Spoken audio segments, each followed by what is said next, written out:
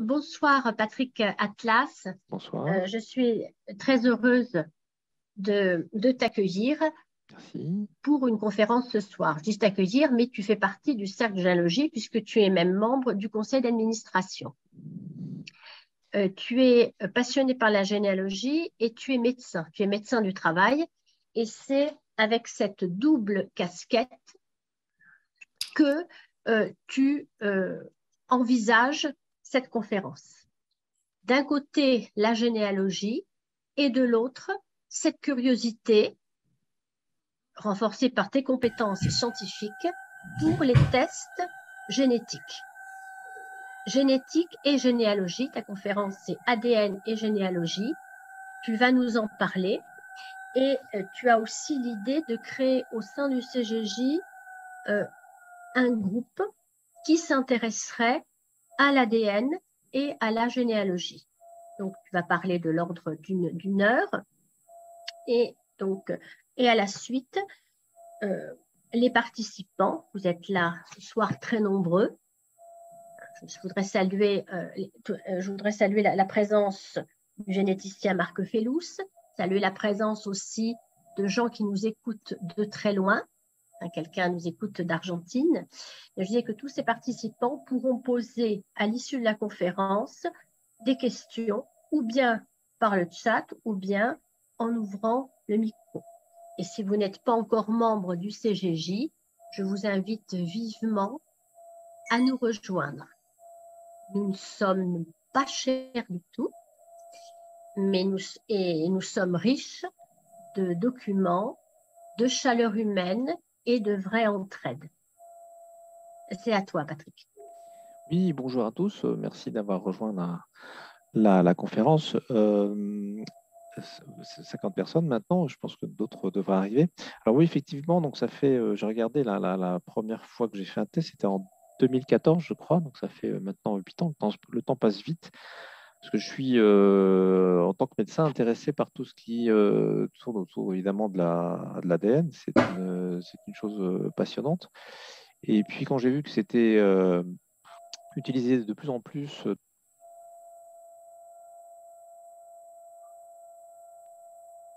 Je pense que vous m'entendez mieux comme ça, non?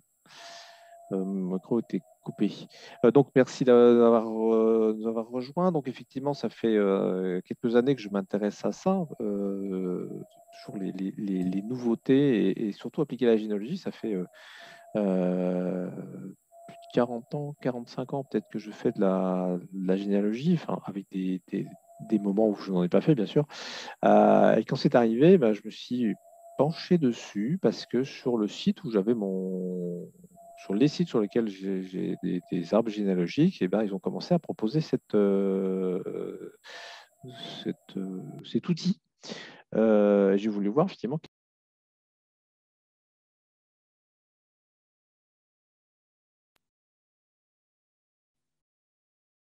Alors, excusez-moi, j'ai un problème avec mon micro qui se désactive sans que je lui demande. Donc, merci de me prévenir si c'est le cas, parce que je ne vais pas forcément regarder le, le, le, le symbole. Alors, avant de commencer, je voulais vous donner une petite histoire. Le 3 mai dernier, je reçois un mail de Sébastien Camissaire, qui habite Buenos Aires, en Argentine, qui me dit, voilà, j'ai complété mon test ADN sur Family Tree DNA, qu'on verra un peu plus tard, et je suis apparu comme étant un de ses correspondances les plus proches. Donc, vous voyez les informations qu'on récupère. Donc là, c'est moi, effectivement, avec euh, mes haplotypes, mes haplogroupes YADN et MTDNA qu'on verra. Et il me dit que voilà, on partage 73 centimorganes et avec un bloc qui fait 37 centimorganes. Ce qui n'est pas extraordinaire, hein, mais peut-être un peu significatif. Et puis il me demande si on peut explorer cette coïncidence. Inutile de dire que des personnes avec 73 centimorganes, et on verra à quoi ça correspond, vous en avez plusieurs centaines, voire plusieurs milliers, ce qui est un peu embêtant, parce que parfois on ne trouve pas grand-chose. Alors, je dis, est-ce que tu as un arbre? Il me dit oui, MyHeritage, je veux voir MyHeritage, je cherche un peu. Et je vois qu'en fait, eh bien, ils descendent de la famille Pomerantz, comme moi. Et en fait, en remontant, on s'aperçoit que nous avons des ancêtres communs qui s'appellent Abraham Pomerantz, qui s'était marié avec Laia Joskowitz. Lui, il avait, je crois, Rivka Pomerantz, que j'avais aussi, et pas le reste. Donc, facilement, moi, j'ai mis, allez, tout au plus 5 minutes à trouver que nous étions cousins au 4e degré à un niveau, c'est-à-dire qu'il a un niveau inférieur à moi, je suis au niveau de sa mère. À droite, je vous ai mis le. Est-ce que vous voyez Est-ce que vous voyez un curseur ou pas du tout? Oui, Oui, vous voyez quand je bouge la souris? oui, oui, oui. D'accord, parce que je montre en même temps. Là, ce sont les représentations des chromosomes et on voit que les petits traits bleus sont les morceaux d'ADN que le site a trouvé que nous avions en commun. Alors, inutile de dire qu'un cousin au 4e degré, il ne reste pas grand-chose en commun. La chose qu'on peut voir aussi, c'est que si on ne fait pas sa généalogie de façon très sérieuse, au moins jusqu'au début du 19e, parce qu'avant ça devient un peu compliqué, enfin tout du moins pour les juifs ashkénazes de Pologne, d'Europe centrale, d'Europe de l'Est, eh bien, aucune chance de trouver quelques ascendants en commun. Donc là, je dois dire que j'étais très content d'avoir une nouvelle branche argentine. J'en avais déjà en Argentine. Donc, j'ai pu ajouter un certain nombre de personnes supplémentaires. Donc, c'était pour l'anecdote. Autre chose, les tests ADN ne remplaceront jamais la recherche sourcée dans les documents. Et là, je vous montre un document assez exceptionnel parce que c'est le seul que j'ai vu sur les centaines de pages d'actes que j'ai collecté. Une mention marginale d'un acte de décès de 1891 dans la ville de Chiloviec, le numéro 99, qui correspond à la naissance d'Abraham Lévin, puisque j'ai recherché tous les Lévin de ce coin-là pour essayer de trouver de raccrocher les branches entre elles.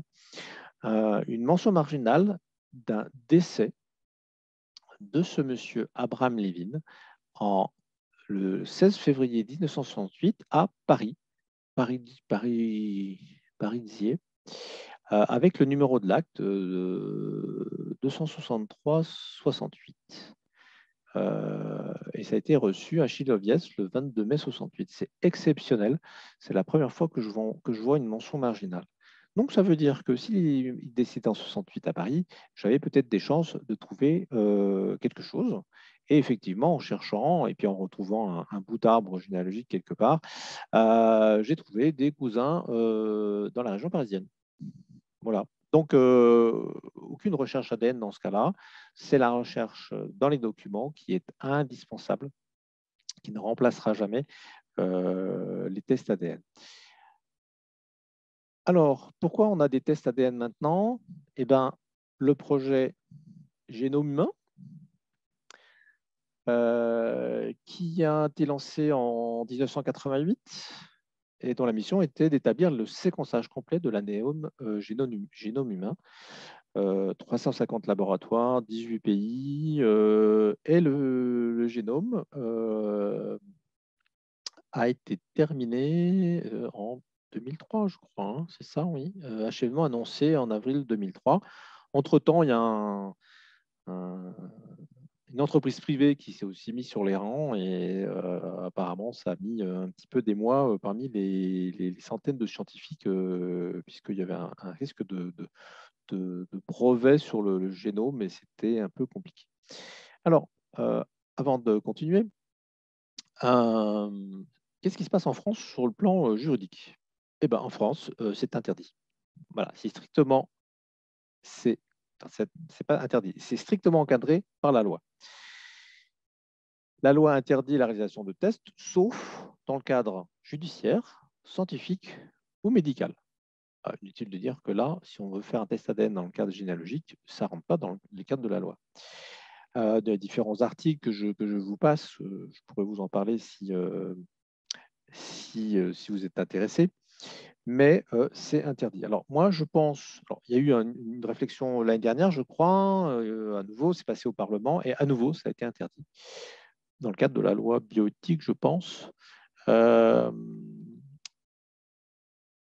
Il faut savoir que si vous faites un test ADN, vous exposez à une amende de 3 750 €, qui a été intégrée dans une des lois relatives à la bioéthique. Moi, je pense que l'interdiction vient de tout ce qui tourne autour de l'accouchement sous X, des dons anonymes de sperme et d'ovocytes. Imaginez qu'en faisant un test ADN, vous pouvez plus ou moins facilement retrouver au minimum de la famille en commun, assez proche, et de proche en proche, réussir à trouver vos origines biologiques.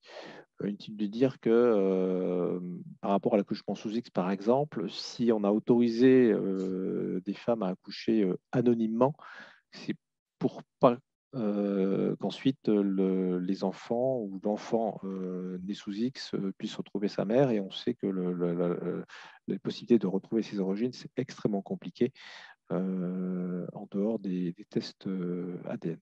Alors, sur le plan éthique, si vous voulez quand même faire un test, c'est vous qui devez être à l'origine du test. Vous ne testez pas un enfant mineur, parce que quand il sera majeur, il peut porter plainte contre vous, même si c'est votre enfant. Vous ne testez pas une personne qui présente des troubles psychiques, une altération mentale. Et puis, il y a des risques de découverte de secrets de famille quand même, quand vous découvrez que votre grand-père finalement avait une deuxième femme et d'autres enfants. Ça vous fait découvrir des cousins, des demi-cousins. Et que ça fait tomber votre grand-père du piédestal sur lequel il avait été mis par la famille. C'est un peu compliqué. C'est de l'histoire vécue, hein. J'ai la famille d'un cousin retrouvé par la même démarche des tests ADN, où effectivement celui qui avait fait les recherches en fait a mis le bazar dans sa famille parce qu'il a non seulement trouvé que son grand-père avait une autre femme et des enfants, mais également deux de ses oncles, ce qui pose quand même un peu des problèmes dans la famille. Voilà, donc il faut s'attendre effectivement à faire des découvertes. Par exemple, je ne sais pas, que peut-être votre mère a eu un premier enfant qu'elle a abandonné. J'ai une histoire dans la famille aussi. Ou que au cours d'un héritage, vous avez un enfant naturel qui arrive parce qu'il a découvert que finalement, le père décédé, la personne décédée était son père ou sa mère. Ça met quand même un petit peu d'histoire dans les familles. Donc voilà, même si c'est interdit, ça n'empêche pas d'avoir une certaine éthique par rapport à ça. Les labos à l'étranger. Alors les labos américains, on dit qu'il y a une très haute protection pour éviter que les assurances privées utilisent les tests dans le but d'exclure les clients à risque. Parce que quand on a fait son test, on a aussi une analyse possible de risque de survie d'une maladie. Voilà, donc les assurances, bien évidemment, aimeraient bien avoir accès à ce genre d'informations. Alors, rapidement, hein, ne soyez pas effrayés par ce schéma. Pour ceux qui ne font pas de biologie cellulaire, c'est juste pour vous montrer où on trouve ce fameux ADN. On le trouve dans le noyau, principalement, mais également dans ces petites structures, les mitochondries, qui donnent l'énergie aux cellules. Et autant le père et la mère donnent la moitié de son génome à leur enfant, c'est uniquement la mère qui donne l'ADN contenu dans la mitochondrie. Et vous verrez qu'est-ce qu'on peut en faire. Il y a une autre partie d'ADN qui est donnée uniquement par le père, et je vous montrerai pourquoi. Alors, voilà le schéma d'une mitochondrie. Voilà, il y a des petits filaments d'ADN qu'on trouve dedans, et c'est cet ADN qui est aussi analysé dans les tests qu'on appelle les tests mitochondriaux, de l'ARN mitochondrial. Comment est composé les chromosomes, l'ADN? L'ADN, c'est un ensemble de bases. Il y a 4 bases. Alors, on va regarder à droite parce qu'il y a 2 types il y a l'ADN et l'ARN, le RNA. Vous avez 4 bases uniquement qui se mettent ensemble. L'adénine s'accroche à la thymine et la cytosine s'accroche à la guanine. Et l'ensemble de ces bases forment les fameux gènes. Et on peut avoir, ce que je vous montrerai après, des petites différences dans ces bases qui font qu'en fait, ça crée des groupes particuliers de personnes. Si un certain nombre de personnes ont ces petites ou grandes différences. Voilà. Si vous mettez bout à bout ces fameuses bases, ça donne une sorte d'alphabet. Et chaque cellule contient, si on déroulait l'ensemble de l'ADN contenu dans la cellule, dans le noyau, environ 2 mètres d'ADN. Donc c'est énorme. Ces 2 mètres contiennent l'ensemble des gènes de tous de l'individu. Voilà. Voilà, l'ADN donc forme des chromosomes. Sur des chromosomes, il y a ce qu'on appelle des allèles. Alors, ce n'est pas un thème à reconnaître, mais c'est l'endroit où on peut trouver des variations, c'est-à-dire où les bases ne sont pas les mêmes d'un individu à l'autre. Voilà. Et vous comprendrez après qu'est-ce que ça donne en termes de recherche d'origine. On regarde ces différences d'allèles, enfin de ces petites différences, et on peut former des groupes d'individus et on peut retrouver les origines en repérant quelles sont ces différences et qu'est-ce que porte l'individu. Alors c'est un peu la même chose, hein, ce qu'on appelle du polymorphisme. Bon, je vais passer rapidement parce qu'en fait, on rentre un peu trop dans les détails. J'ai peur d'être un petit peu trop scientifique et technique. L'eucaryotype, c'est-à-dire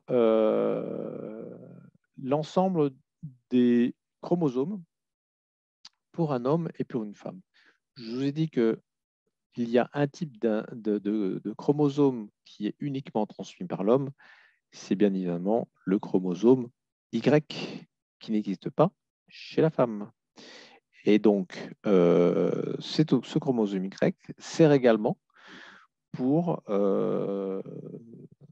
rechercher certaines origines, en particulier du côté des pères. Et on va voir comment.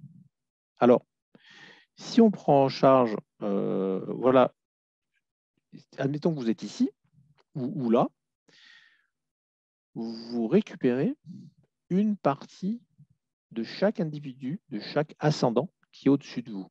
Parce que au cours de la division cellulaire qui donne les spermatozoïdes ou les ovules, il y a une partie du génome de chaque individu qui est récupérée et vous récupérez des bouts d'un petit peu de chaque personne. Si on tient compte du chromosome Y, ce sont uniquement les hommes qui récupèrent le Y de leur ascendant masculin. Si on recherche l'ADN contenu dans les mitochondries, les fameuses microcellules énergétiques qui donnent énergie aux cellules, qui ne sont apportées que par les mères, chaque personne, homme et femme, porte l'ADN mitochondrial uniquement des personnes femmes de leur ascendant. Voilà.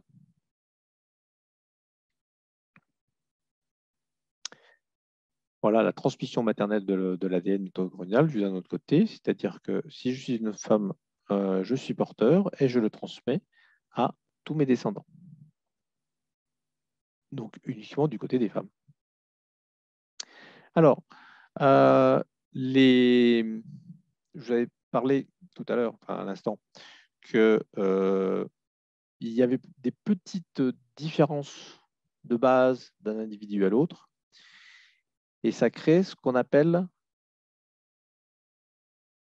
des haplogroupes et des haplotypes. Bon, encore un terme technique pour dire qu'en fait, il y a des populations qui sont porteurs des mêmes mutations. Et on peut repérer, vous voyez sur cette carte, il y a des petits noms sympas, I1, N1, R1B, R1A, G2, J2, etc. Tout ça, c'est les lettres, les noms donnés à ces mutations. Et si vous êtes d'origine de cette région, ou si vous êtes porteur de cette mutation, on peut dire que vous seriez de ces origines-là. Voilà, parce que ces populations ont été étudiées et on a vu que majoritairement, ils étaient porteurs de cette mutation qu'on a appelée J1, J2, G2, etc.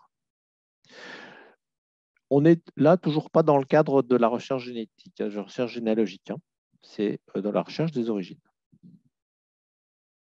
Alors voilà mon haplogroupe pour l'ADN mitochondrial. Je fais partie de l'haplogroupe W3A1A1.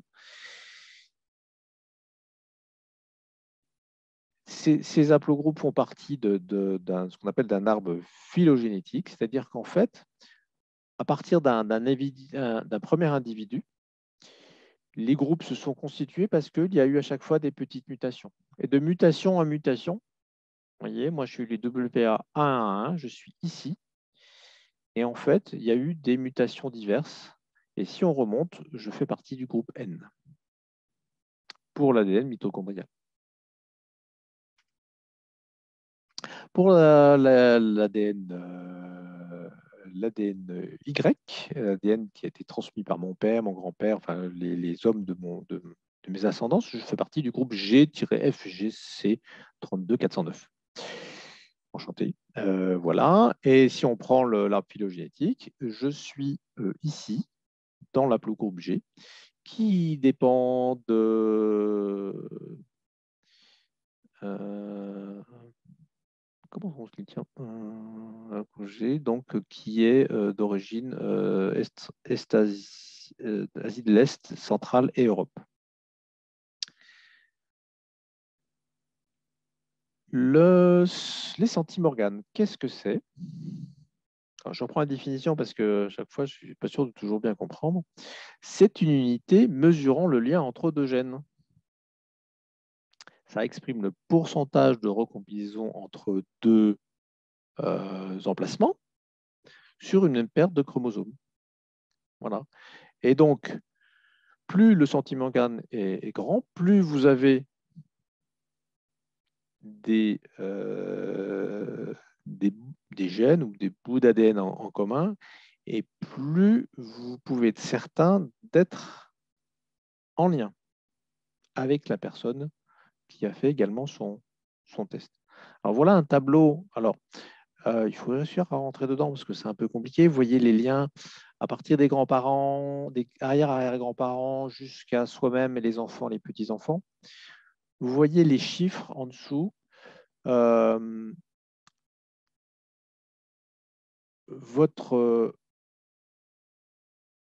petit-fils ou votre petite-fille peut avoir en commun avec vous entre 875 et 2365 centimorganes avec une moyenne à 1760. Parce qu'à chaque fois, on divise un peu partout, il ne reste plus que 25%. Si on prend... alors, je prends le tableau suivant. Non, on va revenir là-dessus. Si je prends mon cousin au premier degré, je suis entre 83 et 1759. Mon cousin au deuxième degré, ça descend de 47 à 760. Vous voyez, il y a un écart type, je dirais, qui est très important. Et rappelez-vous, mon cousin Sébastien, il est à 73 en tant que cousin au quatrième degré. Et même au troisième degré, on peut ne plus avoir d'ADN en commun.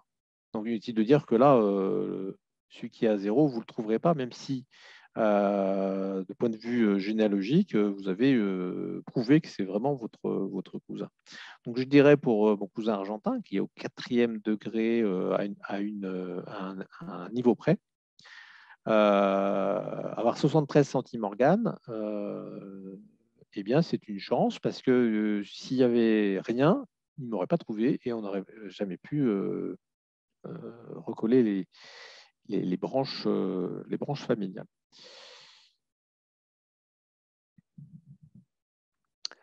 Vous voyez, voilà, un autre tableau, et c'est celui-là que je cherchais. Vous voyez que là, si c'est vous-même, votre fratrie de 2200 à 3384.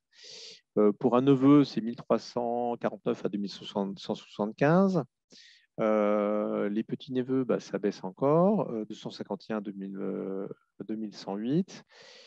Inutile de dire que moi, au maximum, pour une cousine au 2e degré, parmi ceux qui l'ont fait, c'est 500 maxi quoi, que j'ai trouvé. Ça ne va pas au-dessus. Inutile de dire que quand on est à 500, il faut chercher parce que là, il y a forcément quelque chose.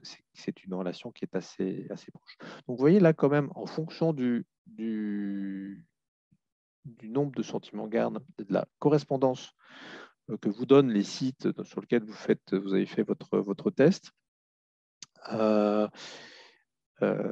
c'est là où on peut commencer à se dire on a peut-être des choses en commun, recherchons. Mais le test ne suffit pas. Et si vous n'avez pas fait votre arbre généalogique et remontant parfois même très haut, c'est-à-dire moins de 200 ans, il y a de grandes chances que vous ne trouvez rien. Parfois, vous dites à 100, 120, 130, 140, il y a forcément quelque chose. Je ne compte plus le nombre de personnes pour lesquelles on a essayé de chercher, pour lesquelles on n'a rien trouvé. Parce qu'évidemment, quand on remonte à la 4e génération, je ne sais plus combien on a d'arrière, arrière, arrière grands-parents. Ça chiffre pas mal. Voilà, pas d'autres Oui, questions. Alors, autre question. test ADN, pourquoi faire dans tout ça? Alors, recherche des origines ethniques, comme vous l'avez dit.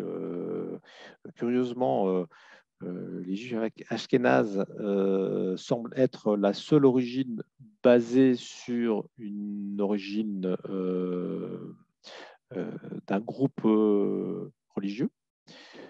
Tous les autres groupes, c'est des lieux géographiques. Bien sûr, les recherches généalogiques, et bah, ça fonctionne quand même. Vous voyez bien, hein, mon histoire là d'il y a quelques mois, bah, c'est parce que ça a matché, ça a correspondu, qu'il m'a contacté et que nous avons cherché et rapidement, puisque nous avions fait chacun notre généalogie, et c'est important de le faire parce que de temps en temps, la plupart du temps, on peut pas trouver parce qu'il n'y a pas de il n'y a pas d'arbre qui est fait et que les gens sont là que pour faire la recherche des origines ethniques. Alors, la recherche de paternité, vous connaissez bien sûr, hein, la génétique médicale, la prédiction des facteurs de risque et les recherches criminelles. Bon, ça, c'est autorisé en France.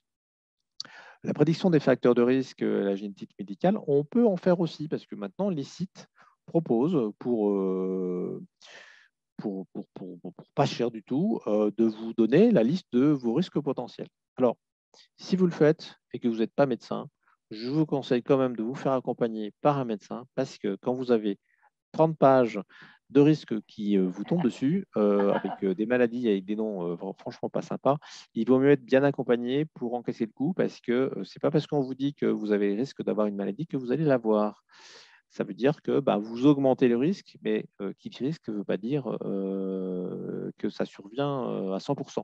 Donc, il faut comprendre cette notion de statistique. Alors, bien sûr, pour certains gènes, le risque est vraiment très, très fort, en particulier pour certaines maladies. Une question qui m'est déposée par mail sur les maladies chez les juifs, oui, maladies périodiques, le cancer du sein génétique, le gène BR2, c'est ça. Si on est porteur, oui, oui, forcément, ou alors le gène de la maladie de Huntington, oui, il y a de fortes chances effectivement de développer cette maladie. Je viens de le dire que si vous faites ça dans votre coin et que vous n'êtes pas accompagné, que vous n'avez pas un conseil génétique, et c'est pour ça que le conseil génétique existe en France, il y a de quoi se prendre sur la tête un gros choc hein, quand même. Voilà.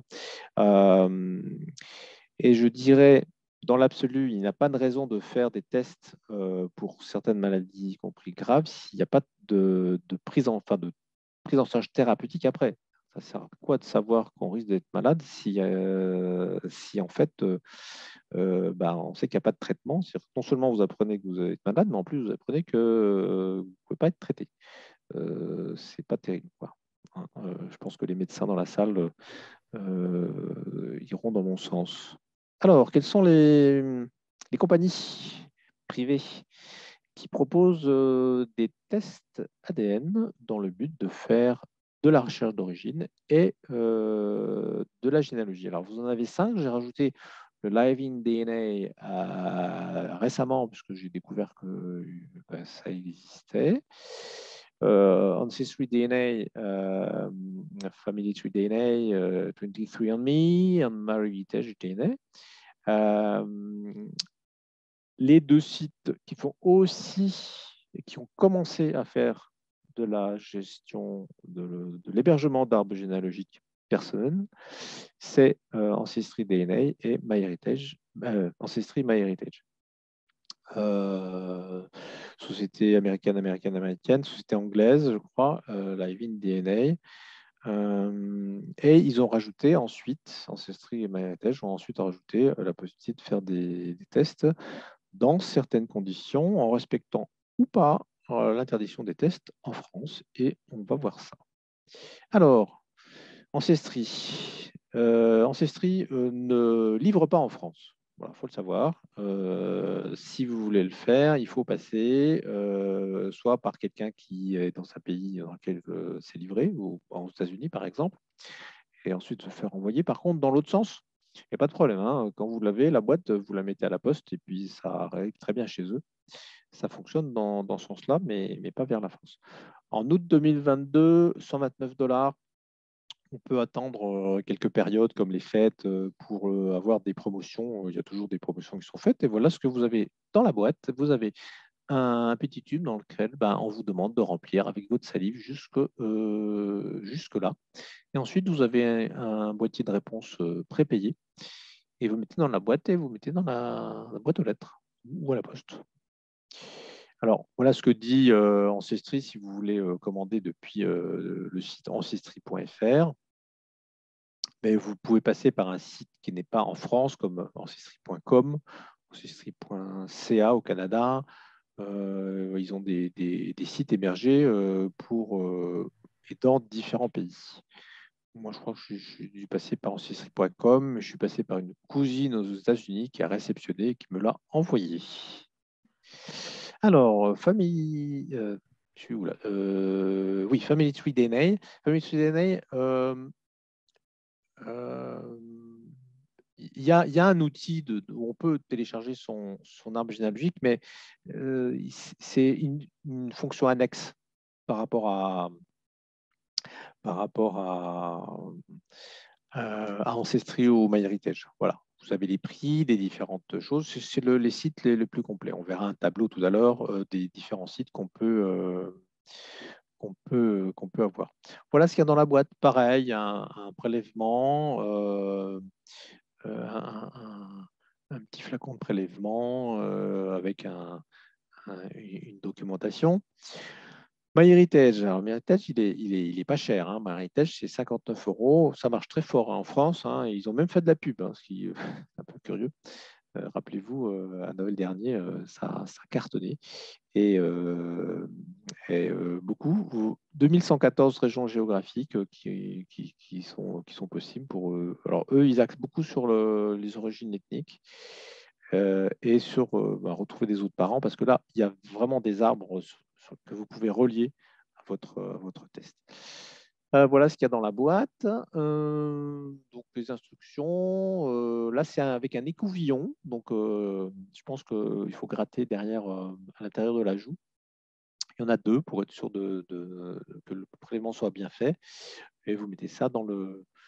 Il y a Je pense que vous devez avoir un conservateur pour que ça puisse tenir le coup jusqu'au laboratoire. 23andMe, c'est pareil. Là, il est à 99 $. Voilà ce que vous avez dedans. Donc, vous avez toujours un système de collecte. Là, c'est la salive, un sachet et puis probablement une boîte de retour ou une enveloppe de retour. Vous voyez le flacon ici qu'il faut reconstituer et vous remplissez avec votre salive jusqu'au trait. Très facile, hein. Il y en a pour 2 minutes à faire. Et en août 2022, ouais, il était à 99 $. Live in DNA, alors là, on voit aussi qu'ils font le well-being kit. Donc, ce n'est pas tout à fait la santé, c'est du bien-être. C'est-à-dire, est-ce qu'on a assez de vitamines? Est-ce qu'on n'a pas des risques de différentes petites choses? Mais ce n'est pas vraiment le risque de survenue de maladies comme du diabète ou même des cancers, ce qui est plus embêtant. Il y a toujours des prix, hein, vous attendez la promotion. Ça, c'était en septembre. Voilà ce qu'il y a dans le contenu de la boîte, toujours là, ça a l'air d'être un écouvillon dans une éprouvette avec une enveloppe de retour. Voilà la comparaison des prix et qu'est-ce qu'on peut faire chez les uns et chez les autres. FTDNA, c'est vraiment le complet. Vous avez donc l'autosomal, donc les 22 chromosomes, comme chez les autres, à différents prix. Le mitochondrial chez FTDNA qui fait aussi les Y avec un certain nombre de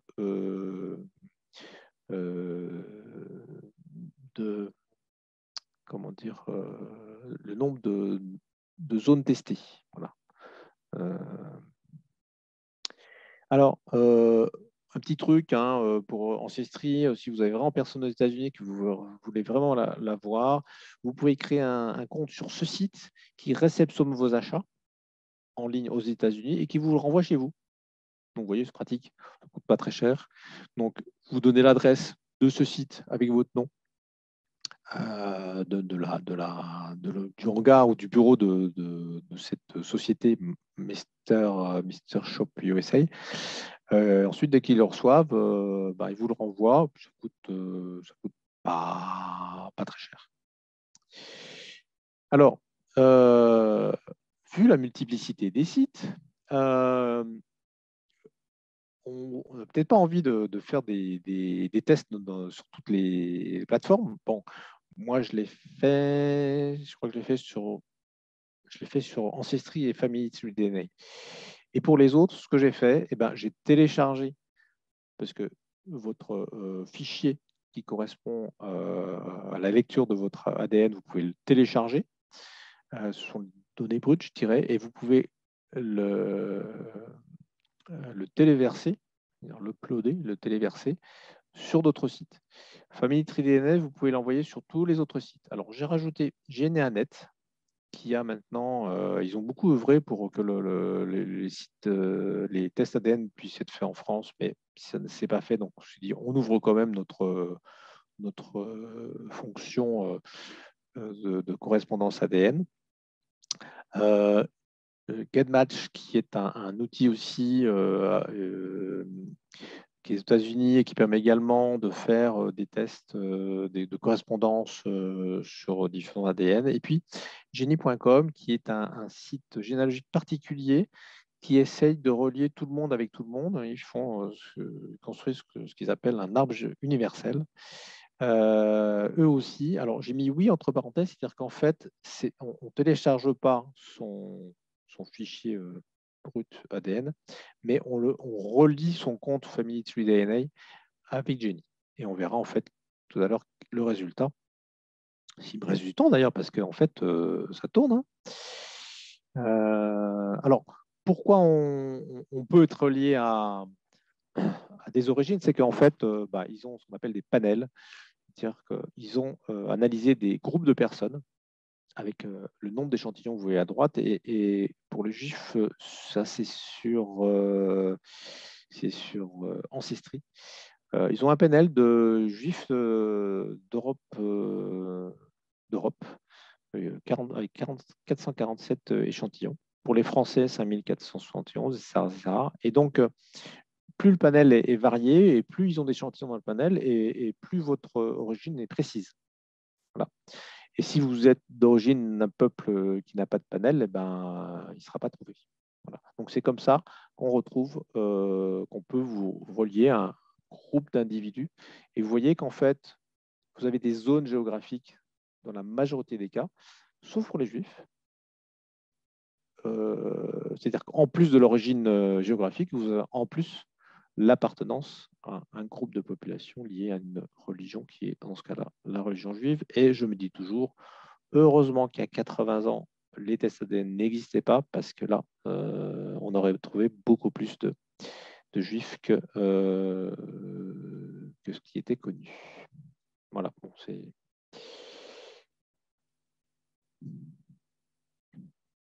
Alors, excusez-moi, j'ai ma souris qui est en train de faire des histoires. Où c'est que je suis? Voilà. OK. Donc voilà, MyHeritage inclut 42 régions. Il montre à peu près les régions. Voilà. Donc si vous êtes en Afrique du Sud ou en Australie, visiblement, ils n'ont pas encore fait les tests. Ça, ce sont les sites qui proposent également de vous donner des informations sur votre santé. Donc à plus ou moins à des tarifs plus ou moins élevés. Il y a quelques années, j'ai fait, mais je ne sais plus où, une recherche pour 10 $.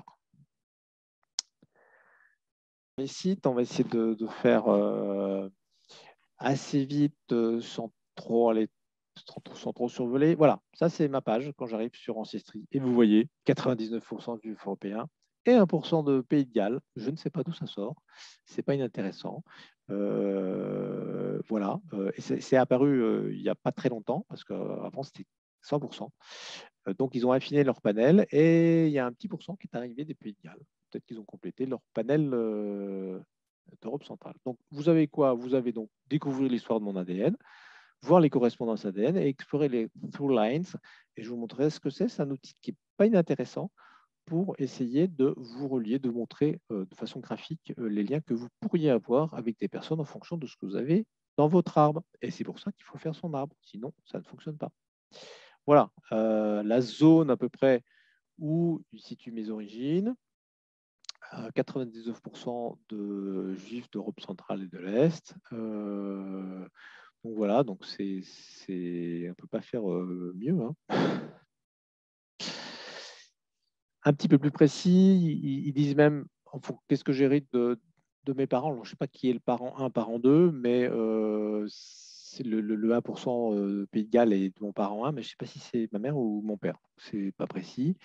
Et puis, voilà, il y a une possibilité de peindre son chromosome pour savoir quelle partie de chromosome est reliée à telle ou telle origine. Voilà, on voit ici, bon voilà, vous voyez un petit peu, vous pouvez approfondir votre héritage avec la peinture du chromosome. Voilà, mon petit bout de Pays de Galles, il est là, sur le chromosome 7. Ça vient des Pays de Galles. Ne me demandez pas de qui, de où, je n'en sais rien. Je rappelle donc l'usage de l'ADN autosomal, hein, donc c'est-à-dire en fait c'est l'assemblage de petits bouts de tous vos ancêtres. Je vois que des personnes veulent poser des questions. À la fin, je vous propose de garder votre question pour la fin. Voilà quelles sont mes correspondances ADN. Hein. Vous avez vu la possibilité d'avoir un chronomètre. Donc, on a une liste de personnes et dans cette liste, on a ça. On a donc les noms ou des pseudonymes. Hein. Donc, ça, c'est tous des cousins à moi. Hein. 249, donc là, il y a le pourcentage d'ADN partagé.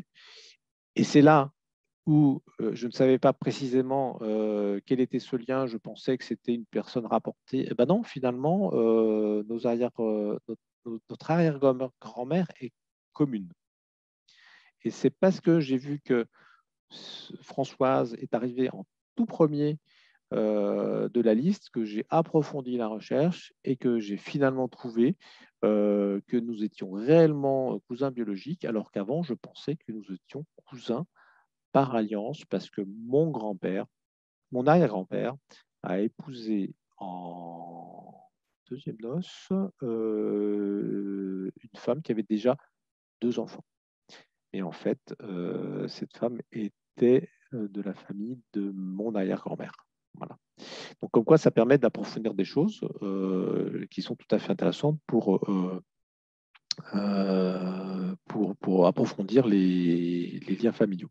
Donc ça, ce sont 2 autres cousins. Donc 159, 219, 204, là, c'est bon. Je veux dire, je les connais. Hein. Je sais que ce sont des cousins et j'ai découvert qu'ils avaient fait leur test et je les ai reliés à mon arbre. Voilà, donc famille élargie, une cousine, un cousin, un petit cousin. Et là, eh ben, je ne sais pas. C'est une personne qui probablement se trouve, et là c'est pratique, on peut mettre des petites couleurs en fonction des branches. Probablement, mais regardez, 5 personnes dans son arbre, ne trouvera jamais. Hein. Alors les autres, ils ont aussi pas beaucoup de personnes, mais je les connais, ce sont des cousins. Je savais que c'était des cousins avant qu'ils fassent leur test. Concernant ma cousine Françoise, Tivia de Roach-Feldstein, née en 1965, c'est notre arrière-grand-mère. Donc elle n'a pas fait son arbre. Donc si je ne la connaissais pas, eh ben, avec ça, je ne peux rien en faire. Mais la connaissant déjà, je sais qui c'est, je la connais bien. Et j'ai pu situer, j'ai pu retrouver ce que moi j'ai fait la recherche pour elle. Alors, je reviens. Voilà. Ça, c'est nos origines ethniques en commun. C'est-à-dire qu'effectivement, sa mère est plutôt d'origine anglaise et française et moitié juif d'Europe centrale du côté de son père. Donc, c'est effectivement l'origine de notre contact. Donc, voilà, Françoise est là, son arrière-grand-mère est là. Et non, en fait, c'est pas mon arrière-grand-mère, c'est la sœur de mon arrière-grand-mère qui s'appelait Rochla. Voilà la construction. Et ça, je l'avais pas ça avant qu'elle fasse son test ADN et qu'on se retrouve avec une correspondance intéressante. On me dit d'aller plus vite. Ben oui, mais j'ai encore plein de choses, mais je vais accélérer. Voilà. L'outil ThroughLines, vous voyez, ça fait des propositions de liens. Ça, c'est pas dans mon arbre. C'est marqué évaluer.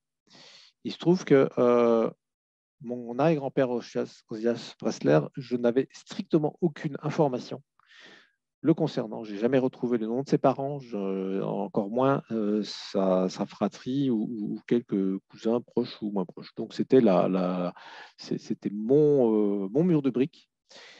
Quelqu'un m'a contacté en me disant voilà, il y a une correspondance avec une famille Bressler-Pressler, puisque ici on trouve le nom Bressler. Et il est possible que, en fait, parce que les origines sont identiques, hein, il y a une des personnes ici, à peu près dans ces années-là, qui est de la même ville. Et il y a une petite correspondance sur ADN. Donc, j'ai regardé tous les Bressler et je m'aperçois qu'en fait, même à des petits bouts, parce que voilà, petite cousine annulée au 2e degré, 11 centimes organes, mais tous des Bressler et tous qui remontent à un ancêtre commun qui s'appelle Mendel-Bressler. Donc, j'ai peut-être trouvé la famille de mon grand-père parce que mon test ADN était sagement en attente que quelqu'un puisse se dire ah ben tiens, peut-être que ce serait intéressant de rechercher et effectivement ça colle, donc c'est pas mal. Donc j'ai retrouvé la famille de mon arrière-grand-père. Il y a un outil qui est très important pour savoir en fait à quel endroit se trouve le lien, ça s'appelle la triangulation, c'est-à-dire que il y a ce qu'on appelle les correspondances partagées, c'est-à-dire que si moi j'ai une correspondance avec une personne et une autre personne et que ces 2 personnes ont aussi une correspondance, alors il y a du côté de la personne que je connais de fortes chances que cette personne-là soit de cette branche-là. Voilà.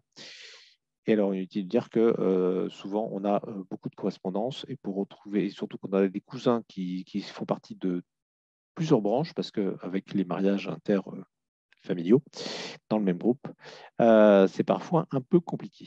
Je passe, c'est le même outil, donc on voit que mes cousins sont bien connectés et qu'effectivement, on retrouve des correspondances ADN. Là, ça conforte quelque chose qui est déjà connu au point de vue généalogique classique. Alors, pour essayer d'aller un peu vite, et vous verrez que, alors, on est sur ma page de MyHeritage, vous voyez déjà que le panel, il donne différentes choses. Je suis plus qu'à 93,1 de juif ashkénaze, juif séfarade 6,1, donc je ne sais pas d'où ça sort. Le panel est différent et donc a pu retrouver sur mon génome des juifs séfarades. Peut-être que je pourrais. Est-ce que je peux rentrer dans votre panel, monsieur Felous, puisque donc, je suis séfarade un petit peu? Non?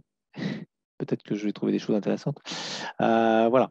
Donc, l'origine juive séfarade est plus évidente. On voit que le panel est vraiment différent. Avec quand même une forte origine d'Europe centrale.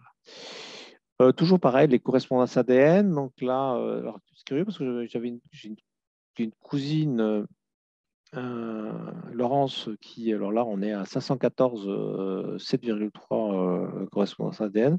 Bah, c'est pas une découverte, hein, c'est une cousine que je connais très bien. Nous avons deux origines, deux branches en commun, hein, les Cache-Finger, les Zeifinger, les Rosenzweig.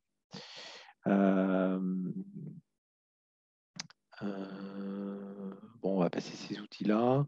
Ça, c'est le nombre de correspondances en fonction des pays. Bon, moi, c'est toujours sur les origines ethniques. Je vais un petit peu approfondir pour montrer que c'est pas toujours très juste ce qui présente là. Un outil un peu analogue à Ancestry. Il se base sur différents sites.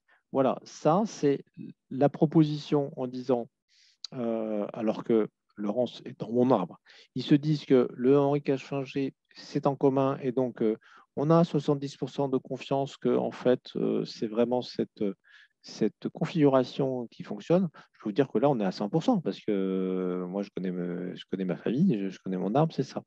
Seulement là, ils vous disent qu'à 100%, en fait, dans l'arbre de Markowitz, Bernard Markowitz, il a mis ça. Alors qu'on voit ici qu'il y a quand même une différence, c'est que Yankel Rosenzweig a eu deux femmes, puisque la première, Ursula Fellenstein, mon arrière-grand-mère, est décédée jeune à la naissance de mon grand-père, qui s'est mariée avec une Cyrilla Sommer, qui a eu Malka Rosenzweig, Henri Cache-Finger, qui est le père de Laurence. Et là, dans ce cas-là, on se retrouve avec une Ursula Fellenstein comme arrière-grand-mère. Et Ancestry, MyHeritage me dit que c'est 100% sûr. Et ben non, parce que la recopie d'un site à l'autre n'est pas tout à fait bonne. Donc, j'ai averti Bernard qu'il avait fait une erreur dans son arbre et qu'il avait mal recopié les choses.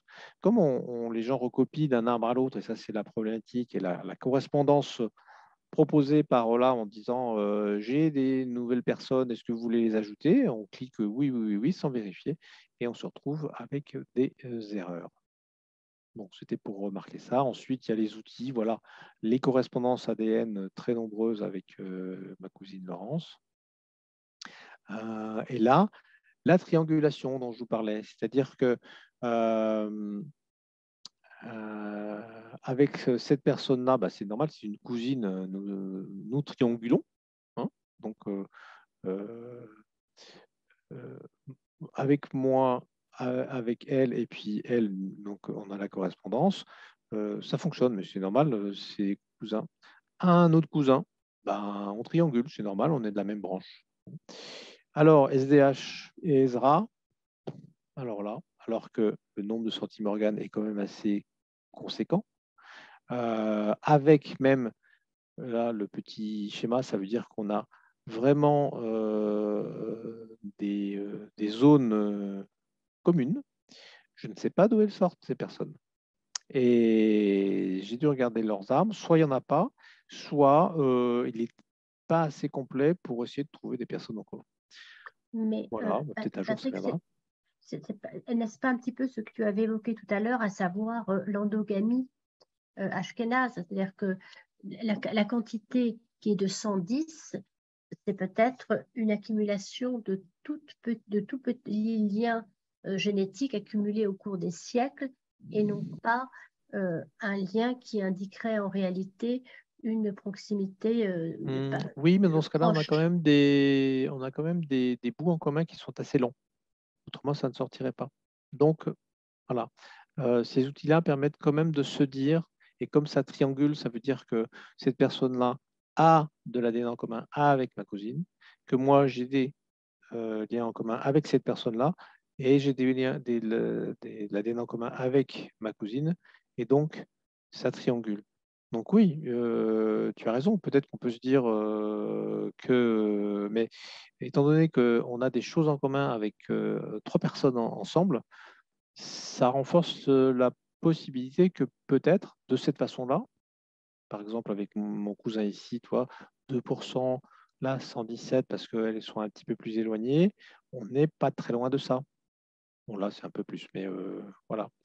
Et oui, l'hypothèse est possible, hein, c'est sûr. Voilà. Et qu'ici, pour les. Alors, ça c'est cousin-cousine, hein. Ici, on a des segments qui sont dits triangulés, c'est-à-dire qu'on a vraiment ce bout-là qui sont d'au moins 2 centimanganes en commun. Moi avec ma cousine, moi avec mon cousin, et on s'aperçoit que c'est sur le même chromosome au même endroit. Donc nous triangulons parce que nous avons cette petite zone. Et donc on peut se dire, si je ne connaissais pas Félix, peut-être que je pourrais lui dire, mais vous avez quoi comme ascendant peut-être qu'on pourrait trouver des choses en commun. C'est cet outil-là qu'on utilise pour essayer d'aller plus loin et rechercher, si tant est que, bien sûr, l'arbre généalogique classique ait bien été faite. Et parfois, on a des arbres généalogiques qui sont faits, en particulier par les Américains, et on voit origine Russie ou Pologne. Donc là, ça ne marche pas. Là, j'ai mis 4 personnes parce que là, c'est toujours ma cousine, un autre cousin d'une autre branche, et cette fameuse SDH, ce fameux Jess Salvin, que je vois sur tous les sites parce qu'il s'est mis partout, et je ne sais pas d'où il sort. Et nous avons tous, ici, nous triangulons à 5 personnes sur le chromosome 3. Voilà, et je rappelle le principe de la triangulation. Inutile de dire que pour Jess Alvin, j'ai jamais. Alors, soit ils ne répondent pas aussi, donc c'est un peu embêtant. Voilà. Ça, c'est un autre outil qui permet de mettre les personnes en cluster. Je passe parce que c'est un peu compliqué à. C'est l'exemple qui donne. C'est-à-dire que c'est la triangulation vue sur un tableau de 2 sur 2, avec une troisième dimension qui est la couleur, qui permet de voir qui est en rapport avec, qui est en lien avec qui sur le plan généalogique.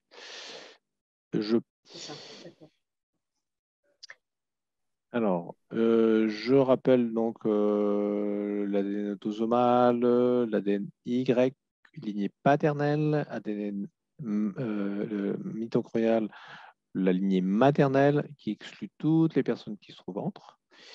Pourquoi? Parce que je vais sur Family Tree DNA pour montrer ce qu'on y trouve.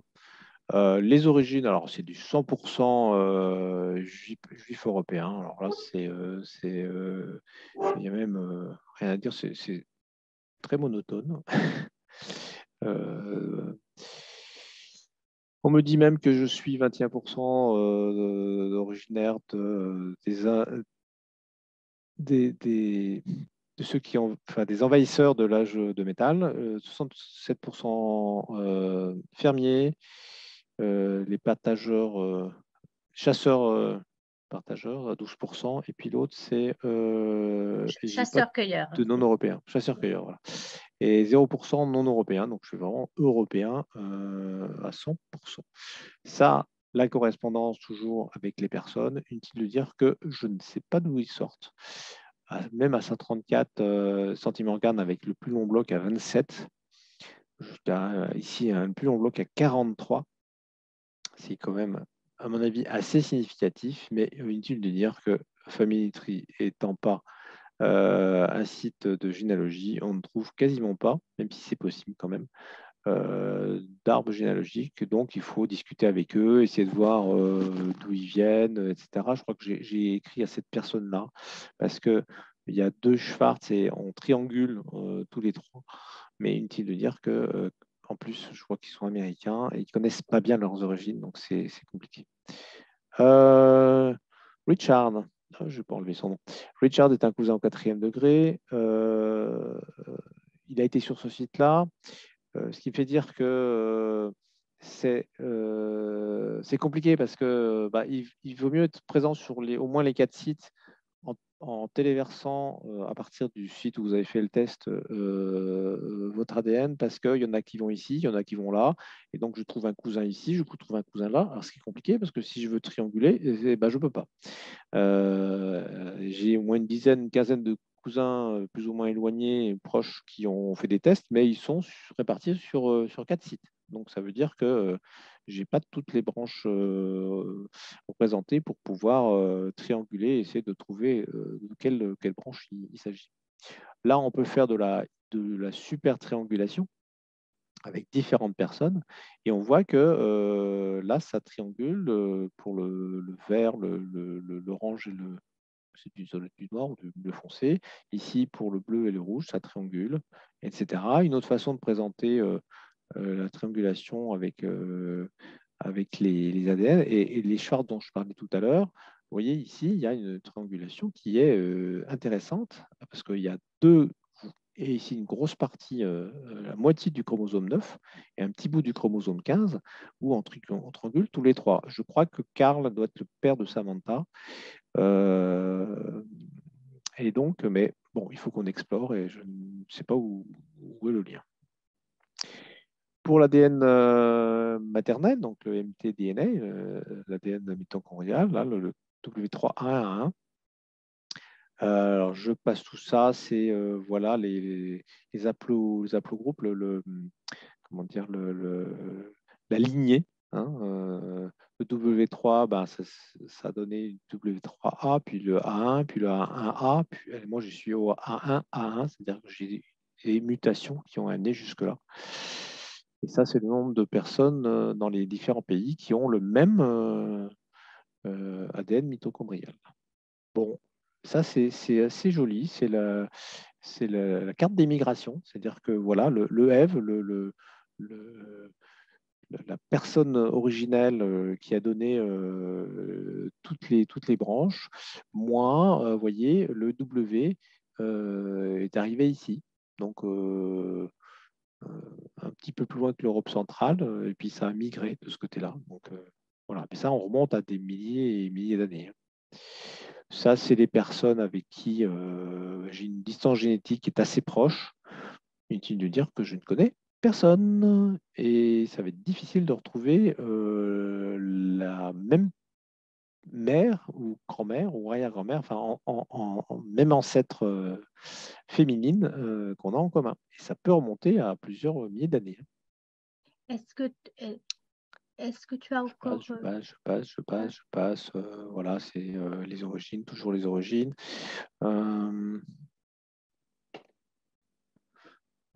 Alors, juste sur...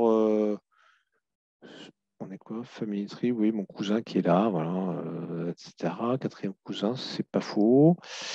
Ça, c'est sur Jenny, donc c'est bientôt terminé parce que je voulais juste montrer sur les sites annexes. J'ai relié mon compte Family Tree DNA à Jenny et donc il peut retrouver des profils qui sont sur Jenny pour les trois types d'ADN. Bien.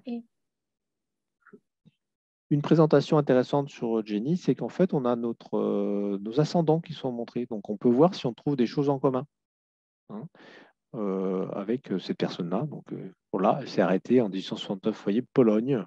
Franchement, là, Pologne, c'est quand même assez grand. En 69, ce n'était pas la Pologne, c'était la Russie, enfin l'Empire russe. Ici, du côté de, euh, ça c'est du côté de mon père. Ici, bah, c'est Andy Silman. Est-il de dire que je ne trouve pas de choses en commun, si peut-être la Hongrie, mais moi, euh, j'ai jamais trouvé le lien avec la Hongrie, sauf un arrière-grand-oncle qui est né à Budapest, mais je ne sais pas pourquoi.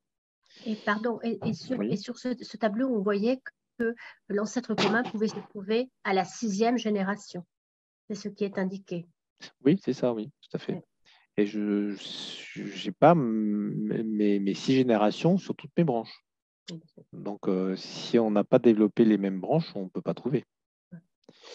Voilà, j'ai à peu près fini. Bah oui, j'ai fini. Et je disais merci de votre attention et bon courage pour vos recherches hors la loi, sauf dans le cadre d'une recherche scientifique, Et euh, avec un projet généalogique, et avec un projet justement, généalogique. dans la, dans les quelques minutes, très courtes minutes qui restent, peut-être pourrais-tu mettre sur le fil de la discussion ton email afin que ceux qui souhaitent te rejoindre dans la création de ce groupe au CGJ, on verra si c'est présentiel, en Zoom ou hybride, ce sera à Mhm. créer, c'est toi qui le feras, puissent donc te contacter. Alors,